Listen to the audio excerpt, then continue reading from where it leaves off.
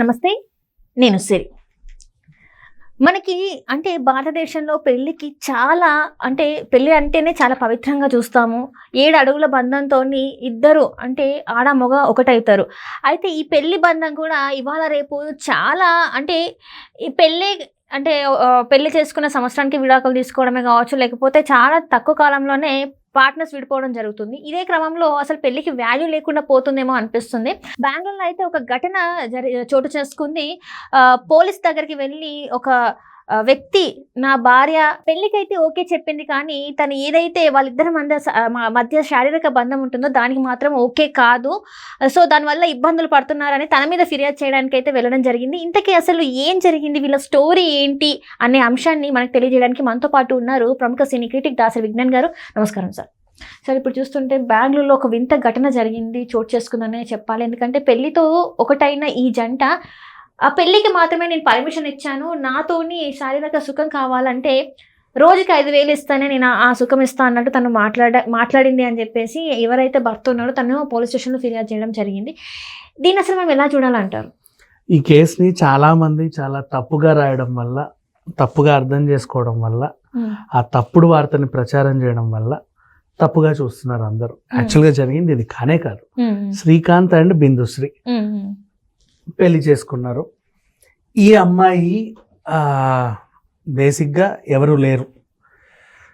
ఇతను కూడా అమ్మాయిని ప్రేమించి తనే 1,00,000 ఖర్చు పెట్టి పెళ్లి చేసుకున్నాడు. అన్నీ తనే చూసుకుని బెస్ట్ మరీ ఆర్భాటాలు హంగు లేకుండా ఆయన వాళ్ళ నలుగురు ఓ చిన్న ఇది పార్టీ.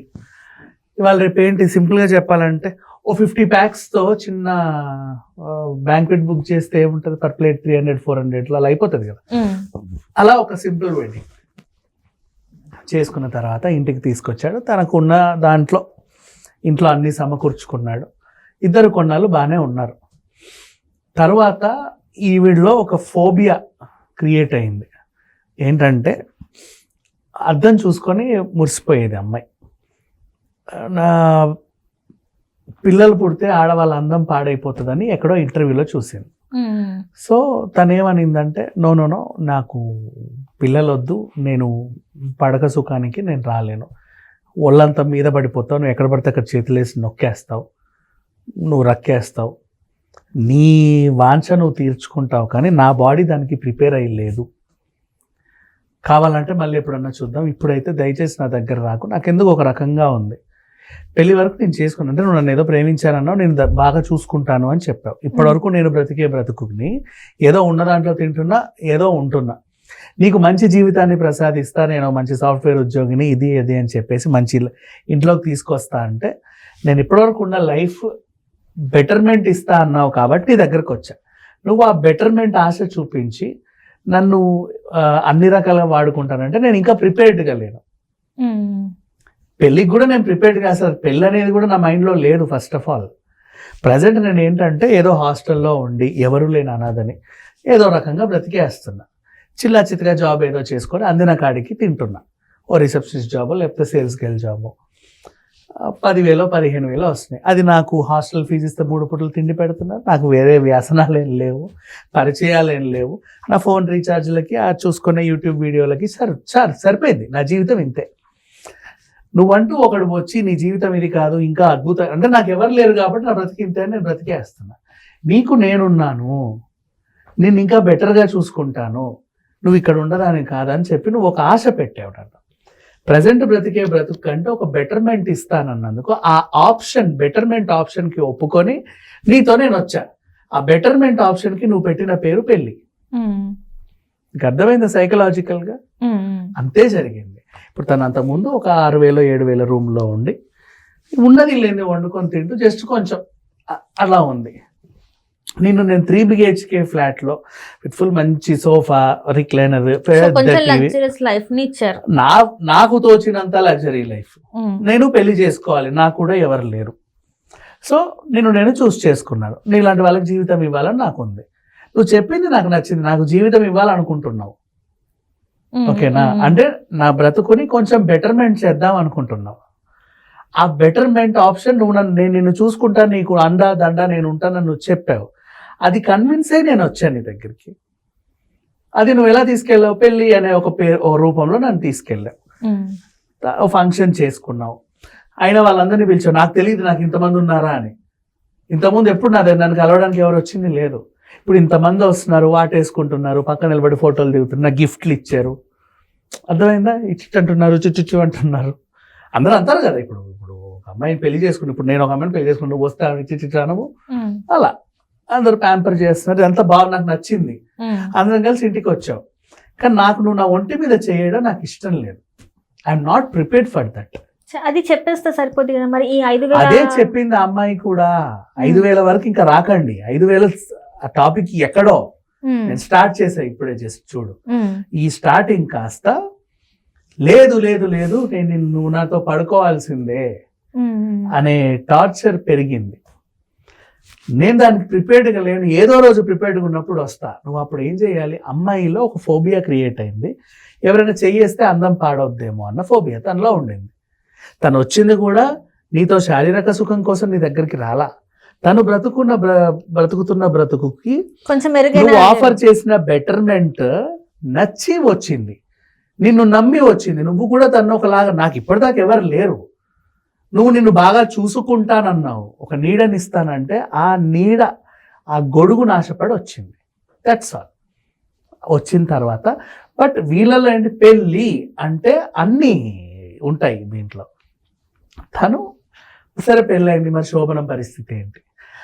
నేను దానికి ప్రిపేర్. నాకు కొంచెం ఇబ్బంది, అబ్బాయిలు ముట్టుకున్నా, తాకినా, ఎక్కడన్నా చేతులు వేసిన. అందుకే నేను ఎక్కడ పని చేయలే ఎవరి దగ్గర. పెద్ద పెద్ద ఆఫీసులో నాకు ఆఫర్లు వచ్చినా పోలా. ఆర్టీసీ బస్సు కూడా ఎక్కను. అక్కడ ఈ జాబ్ చేస్తున్నా, ఎందుకంటే ఇక్కడ అబ్బాయిలు ఎవరు లేరు. ఏదో నాకు సంబంధించి నేను ఏదో చిన్న చిన్నగా చేసుకొని వెళ్ళిపోతున్నా. నాకు వరకు ఇంత నాకు ఇష్టం లేదు. అయితే ఎందుకు ఇష్టం లేదు అని అడిగితే మొదటిసారి తను చెప్పిన సాకు, నా బాడీ పాడైపోతుంది వద్దు అని. నిన్ను దూరం పెట్టడానికి తన నోట్లోంచి వచ్చిన మొదటి సాకు. అది రీజన్ కాదు. దానివల్ల ఆమెకి ఏం ప్రాబ్లం రాలా. తనకి ఇష్టం లేదు మగవాళ్ళు ముట్టడం. సో తను చెప్పిన సాకు, ప్లీజ్ ప్లీజ్ ప్లీజ్, నా అందం పాడైపోతుంది, నేను ఎక్కడో చదివా అట్లా ఉంటుంది, మనతో నొక్కేస్తే నాకు వద్దు, ప్లీజ్ ప్లీజ్ ప్లీజ్ రిక్వెస్ట్. లేదు లేదు లేదు, ఇంకా పెళ్లి చేసి నువ్వు ఖచ్చితంగా నాతో అన్నీ చేయాల్సిందే అని చెప్పేసి ఈ వీడు. ఆ తర్వాత ఈ అమ్మాయి ఏం చేసింది నెక్స్ట్, అలా ఉన్న తర్వాత వీడు టార్చర్ చేయడం స్టార్ట్ చేశాడు. మీద పడి కింద పడి వెనక నుంచి వచ్చి వాటేసుకొని అది చేసి ఇది చేసి చిత్రవద చేస్తే వీళ్ళంతా తోసేసింది. ఈ ఘర్షణ వాతావరణంలో వీళ్ళిద్దరు శత్రువులు అయ్యారు. ఒకే ఇంట్లో శత్రువులు అయ్యారు.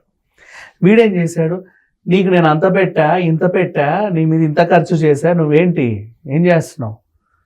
ఖర్చులు వచ్చాయి మధ్యలోకి. నీ మీద నేను ఇంత ఇన్వెస్ట్ చేశా, పెళ్లి కోసం అంత పెట్టా ఇంత పెట్టా, చెప్పురా ఎంత కావాలో చెప్పు, నీకు అదేం కావాలో చెప్పు, నీకు అది కాదు. అట్లా డబ్బుల విషయంలో గొడవలు వచ్చాయి. సరే నీ తిండి నువ్వు తిను, నా తిండి నేను తింటా, నువ్వు నా దగ్గరికి ఇంకా రావద్దు, నేను మళ్ళీ నా జాబ్ నేను చేసుకొని, నా సంపాదన నేను చేసుకొని, నా తిండి నేను తింటా, నువ్వు కూడా నేను చేసుకో, నువ్వు స్విగ్గీ జొమాటో పెట్టుకో, ఆఫీస్లోనే తినేసినా నీ ఇష్టం. ఒక ఇంట్లో శత్రువులు అయ్యారు వీళ్ళిద్దరు.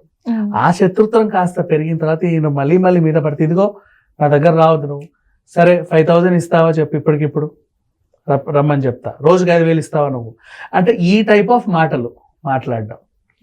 అంతేగా నువ్వు 5,000 ఇచ్చినంత మాత్రం షీ విల్ యాక్సెప్ట్ అని కాదు. సైకలాజికల్గా డిస్టర్బ్ అయిన అమ్మాయి. తనకి ఉన్న ఒకే ఒక ప్రాబ్లం, నన్ను ముట్టుకోవద్దు. నాకు చిన్నప్పటి నుంచి అలవాటు, నాకు చీదర. ఇంట్లో అన్నదమ్ములు ముట్టినా, తండ్రి ముట్టినా, ఇంకెవడో పరాయవాడు ముట్టినా, మొగుడు ముట్టినా, ఎవడైనా సరే, పెళ్ళికి కూడా ఐఎమ్ నాట్ ప్రిపేర్డ్. నాకు అసలు పెళ్ళి అనేది నా మైండ్లో లేదు. నువ్వు వచ్చి ఇచ్చిన ఆఫర్ కూడా ఏంటి, నీ జీవితాన్ని బెటర్మెంట్ చేస్తాను ఆఫర్లో నన్ను తీసుకొచ్చి దానికి పెళ్ళి అని పేరు పెట్టావు. I'm not prepared for anything. నువ్వు నా మీద విరుచుకు పడుతున్నావు. వీడేం చేశాడు, పోలీస్ స్టేషన్కి వెళ్ళి, నా భార్య నన్ను ముట్టనివ్వట్లేదు, దగ్గర రావాలంటే 5,000 అడుగుతా ఉంది, ఇది ఎక్కడ న్యాయం చెప్పండి. ఏమ్మా 5,000 అడిగామంటే, అది అన్నానండి, కాకపోతే వీళ్ళు వినరు. ఇంకా బయటికి అసలు ఆ సిచ్యువేషన్స్ ఏంటి అనేవి తెలియదు. ముడితేనేమో అందం పాడైపోయిందని ఒకసారి, అవునండి అన్నావా అందం పాడవద్దని లేడీ పోలీసులు అడుగుతారు. అన్నానండి. ఏమ్మా మరి అట్లాంటప్పుడు పెళ్ళి ఎందుకు చేసుకున్నావు అని అడుగుతారు. నేను పెళ్ళి అనే పదం నేను చేసుకోవాలా, నాలో ఆ పెళ్ళి అనే కాన్సెప్ట్ లేదు ఇక్కడ. జీవితాన్ని బెటర్మెంట్ చేస్తానన్న ఒక ఆఫర్ ఇచ్చి నేను బాగా చూసుకుంటాను అంటే, ఆ ఆఫర్ కోసం నేను వెళ్ళాను అక్కడికి. దానికి వాడు పెళ్ళి అనే పేరు పెట్టి నా మీద విరుచుకు పడుతున్నాడు. అండ్ ఇలాంటి వాళ్ళ ప్రాబ్లమ్స్ అర్థం చేసుకొని నిన్న సవరించినటువంటి బిఎన్ఎస్ యాక్ట్ కింద ఏం చెప్పారో తెలుసా? పెళ్లి అనే పేరుతో కూడా యువతులని శారీరకంగా వేధించడం నేరం. రైట్, అంటే ఏంటి? మ్యారిటల్ రేప్ కిందకే వస్తుంది. when the body is not prepared, నువ్వు మెడలో కట్టిన మంగళసూత్రానికి, నువ్వు చేసుకున్న ఫంక్షన్ కి ఖచ్చితంగా నువ్వు నాతో పరక సుఖం పొందాలి అని నువ్వు ఇబ్బంది పెడితే it will come under marital rape. అయితే ఇక్కడ కొన్ని మనం మాట్లాడుకోవాలి. ఏంటంటే ఇప్పుడు మీరు చెప్పారు ఇట్లా ఇబ్బంది అవుతుంది అన్నప్పుడు, కొంతమంది ఏంటంటే కొన్ని రోజులు వాళ్ళతో బాగానే అన్ని రకాలుగా బాగానే ఉండి, కానీ సడన్గా ఒక రోజు మాత్రం నాకు ఇష్టం లేకుండా నా మీద ఇలాంటి అఘాయిత్యానికి పాల్పడ్డారని చెప్పేసి సొంత భార్య భర్త మీద కేసులు పెట్టడం ఈ మధ్యకాలంలో ఎక్కువైపోయాయి. ఇది నిజంగా వాళ్ళు ఫేస్ చేసింది అంటారా, లేకపోతే ఏదో ఒక కోపంతో ఇలా కేసులు ఫైల్ చేస్తున్నారంటారా? సో ఇక్కడ విషయం ఏంటంటే, అండ్ ఇంకొకటి, కొన్ని సందర్భాల్లో నేరాలు కూడా జరుగుతున్నాయి కాదన్నట్ల. కొంతమంది కావాలని కూడా గృహహింస, అంటే భర్తతో విడిపోవాలనుకున్న వాళ్ళు కూడా వీడు క్రూరంగా నా మీద విరుచుకుపడుతున్నాడని చెప్పిన సందర్భాలు కూడా ఉన్నాయి. అది వేరే కేసు. మళ్ళీ నేను ఇప్పుడు ప్రజెంట్ బిందుశ్రీ శ్రీకాంత్ కేసు మీద స్టడీ చేసి చెప్పేది ఏంటంటే, నిజంగా చెప్తున్నాను, ఈ అబ్బాయి అక్కడ రాసిన తీరు ఏదైతే ఉందో తప్పు. అమ్మాయికి సైకలాజికల్ గా ప్రాబ్లం ఒక ఇదిలో ఉండి తనకెవరు లేరు, ఏదో బ్రతికేస్తుంది. అండ్ అలా ఒంటరిగా బ్రతికే అమ్మాయిలలో ఆనిముత్తి అని చెప్పాలంటే, అంటే తనకున్న ఫోబియానే తన్ని ఈ రోజు వరకు నెట్టుకొచ్చింది. ఆ ఫోబియా తనలో లేకపోతే పాపం పిల్ల ఎప్పుడో ఏదో అయిపోయేది. ఎంతమంది విరుచుకుపడుతున్నారు రోడ్ల మీద అమ్మాయిలు తిరుగుతుంటే, అవునా? పైగా మెంటల్ కండిషన్ బాగాలేదు. ఇలాంటి అమ్మాయిని ఎందుకు వదులుతాడు ఎవడైనా? ఎప్పుడో చచ్చిపోయేది. ఆ ఫోబియా తను కాపాడింది చెప్పాలి అంటే. ఆ ఫోబియా వల్ల తను మగవాళ్ళందరినీ దూరం పెడతా వాళ్ళకి దూరంగా బ్రతుకుతా, ఉన్నలో ఉన్నంత మగవాళ్ళని దూరంగా బ్రతికితే సంఘంలో నీకు నెలకు 10,000 6,000 తప్ప ఏమీ రావు. జస్ట్ తిని బతకగలవు అంతేగాని ఉద్యోగాలు చేయలేవు, ఎక్కడికి వెళ్ళలేవు కదా. అవన్నీ వదిలేసుకొని అలా ఉండింది. వీడికి అనుబడింది అమ్మాయి పైన. నేను మంచిగా వెల్ సెటిల్డ్, నీకు జీవితాన్ని ఇస్తా అన్నాడు. ఆ జీవితాన్ని ఇస్తా అనే పదాన్ని మాత్రమే నమ్మి వెళ్ళింది. జీవితాన్ని ఇస్తా అనే దాంట్లో నువ్వు నాతో ఖచ్చితంగా శృంగారం చేస్తాను నువ్వు నాకు చెప్పలా. నా మైండ్లో కూడా అది లేదు. ఫస్ట్ ఆఫ్ ఆల్ నువ్వు నన్ను ప్రేమిస్తున్నా అని తిరిగినప్పుడు కూడా నువ్వు అప్పుడు అక్కడిక్కడ చేతులు వేసినా మన పెళ్ళి అయ్యేది కాదు. ఫస్ట్ ఆఫ్ ఆల్ నువ్వు వచ్చినప్పుడల్లా నన్ను పొగిడి నువ్వు అసలు ఇక్కడ ఉండాల్సిన దానివి కాదు, నువ్వు ఎక్కడో ఉండాల్సిన దానివి, నువ్వు అతిలోక సుందరని కవిత్వాలని చెప్పి లాస్ట్ నేను కన్విన్స్ అవ్వగానే అబ్బా ఎంత పెద్ద కన్విన్సింగో అని చెప్పేసి పెళ్లి చేసేసుకున్నావు. నువ్వు మంచోడువే. మళ్ళీ ఇక్కడ వీడు చెడ్డోడు అని కూడా అన్నట్లా, వీడు మంచోడే. విషయం ఏంటంటే ఆ అబ్బాయి అమ్మాయిని చూసి మనసు పడ్డాడు. చెయ్యో కాలో వేస్తే పెళ్లికి ముందు ఒకవేళ నో అనింది అనుకో, ఎందుకు ఇబ్బంది అనేసి పెళ్లి చేసుకున్నాక మన ఇష్టంలే అనుకున్నాడు.